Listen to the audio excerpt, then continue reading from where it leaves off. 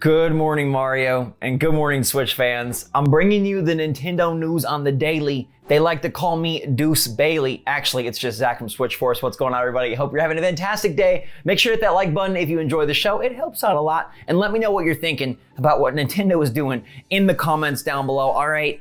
But first, I want to show you something cool before we get to that other part. Let's talk about wood. All right, this guy Pigmented over on Etsy is making these fantastic wooden versions of Nintendo game carts, all right, dating back to NES cards, Game Boy Advance cards, and The Legend of Zelda Breath of the Wild. This stuff looks fantastic, and I'm thinking about maybe adding one to my backdrop. I just thought these were really awesome, and I never would have thought of like wood carved cartridges, but it's pretty sick. Wouldn't you agree?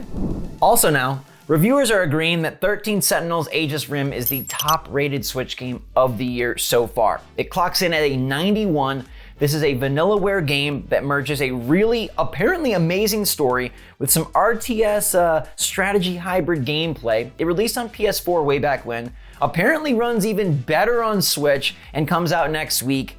91. That beats Kirby, that beats Pokemon Legends Arceus, that beats Ollie Ollie World. I don't know if anything will beat a 91 this year. I hope so, but in the meantime, this one is top of the heap, and now I think I gotta check it out. Like I said, it comes out next week. Are you interested in 13 Sentinels? I'm always interested in new Switch updates, and last night they dropped 14.1, which adds notifications for Platinum points. If your Platinum points are about to expire, Nintendo will be like, yo, use them. And that's just really all that happened. It's kind of a minor update, but this does perfectly transition us into today's main topic, which is about what the heck is Nintendo doing with ACNH in 2022. And we now know their plans have been unveiled, revealed, and they are continuing along with Animal Crossing New Horizons to give us more stuff in this fabled franchise in 2022. The developers have not quit, they have not stopped, and they're bringing us every single villager as a Nintendo Switch profile icon. This is what they think of us. This is what they're doing to the audience, the fan base, to the community of 40 million players. Every single month. You know about missions and rewards, it was Mario Odyssey and AC. This month it's Splatoon 2 and AC, and it's clear to me that this is how Nintendo thinks they are going to continue content for Animal Crossing. Every month they'll be bringing us the villagers whose birthdays take place in that part of the calendar year, and that is what we get. So we went from regular updates to infrequent updates to a big sploosh update and DLC to some seasonal events, a rare item, and now it's profile icons. This is what Animal Crossing New Horizons has become. This is what thousands of hours and 40 million copies earns you. I find this cute and also just sadistic. Like, they're keeping ACNH in the forefront and saying like, hey, for profile icons, we're gonna swap out one game, but every month it'll be ACNH because we know this game is important. We know it's important to you, we know it's important to everyone, we know it's important to the entire world. Culturally, it was a phenomenon, and we're gonna keep it going in like the most basic way freaking possible. As a supplement to other content, this would be great, but it's even more ironic that we get Animal Crossing New Horizons and Splatoon paired together on the same freaking page. Because you know what's in New Leaf that's not in New Horizons? Splatoon Villagers. And you know what's coming to Nintendo Switch later this year? Splatoon 3. And you know it'd be a perfect integration for Nintendo across their properties? Animal Crossing and Splatoon. And here it is. Not villagers, just icons on the same dang mission rewards page. Look, this is just sad. Pocket Camp continues to get massive updates and continues to get regular content, and people can microtransaction their way to pay Nintendo. But I'm telling you, if you continue to support Animal Crossing New Horizons, A, you will sell more copies, and B, players would pay for more DLC, or villager packs, or card packs, or anything of the sort. It is a mine full of money that Nintendo refuses to tap into. Call up the Seven Dwarves and let's get them going. Hi-ho, I'm ready for Mo. And instead, this is what we get. I'm now convinced this is what we're gonna get for the rest of the year, barring any just monumental change or humongous surprise or, wow, Zelda villagers. This is what we get. This is Splatoon and Animal Crossing in the eyes of Nintendo, not bringing in the Inkling villagers, the octopi. No, it's icons. This is kind of a slap in the face. I mean, it's cute, like I said, and I guess it's better than nothing. Like, ACNH deserves to survive and exist and procreate in the form of icons, but it's a bummer. It's a bummer that this is what Nintendo feels is an adequate way to continue the beautiful game that we all love. This is their plan. We've now seen it 2 months in a row, and I think it's gonna go every month. I think you'll have Animal Crossing New Horizons icons till the end of 2022. And then, they'll probably continue on into January and February because March is where they began. And there's villager birthdays in January and February that they need to tap into for even more icons, because who can handle anything but 450 or 500 different icons for Animal Crossing? You now can remember your time of Animal Crossing. You can fully cement in your mind that Nintendo abandoned the updates for this game when it was riding high by marking your Switch with a profile icon that lets you know, stamped, sealed, and delivered, the game is over. There's this stupid part of me that still thinks maybe. Because Mario Kart 8 got something maybe later down the line, and Animal Crossing New Leaf got something maybe later down the line. New Horizons maybe later down the line. I'll always hold on to that spark. I'm like Tinkerbell. I just always try to believe in magic. But this is what we have in front of us, and I want you to sound off and let me know.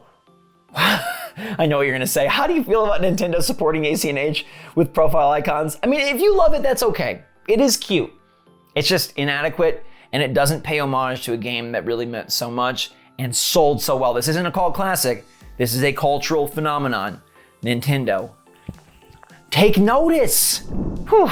Smarty Pants have taken notice of the Nintendo UK eShop page for LEGO Star Wars Skywalker Saga. The game dropped today and you can go buy it, but it looks like a demo will be coming. Because on the UK eShop page, like this is Nintendo's official thing, it says demo available, and there's no demo available. I think this is a really smart demo because you can see how well the game plays and performs on Switch, and then possibly consider picking it up. Gabe and I had a discussion yesterday on how this sets a new standard for Switch ports and is something that everyone should be looking at as like, wow, we can put a big game with a big world and a lot of content on a cartridge, no cloud, and it works. So fingers crossed they do drop the demo. That way, if you're not wanting to fork over $60 right away, you can get a taste of the game, and I think that would be perfect. I'm not sure when it would launch, but hey, I hope they do so. Let me know in the comments down below if you download a LEGO Star Wars demo to see what all the hype is about. What's almost as good as real hype? Fake hype. No, it's not, but this is still really nifty. Someone sold Elden Ring for Switch, and they dolled up an entire box art, an insert, and a cartridge, and made it look like Elden Ring is on Switch. I don't think that will ever happen. Remember back when we were supposed to get the Dark Souls trilogy? We got DS1 remastered, and then we never got Dark Souls 2 or 3 on Switch.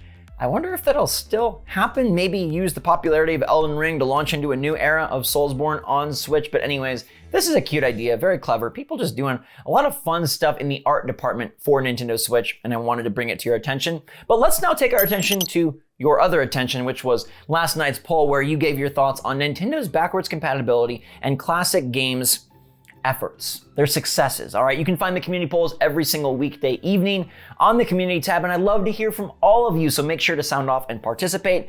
Do you approve of Nintendo's handling of backwards compatibility and classic games as of right now, today? And the answer is no.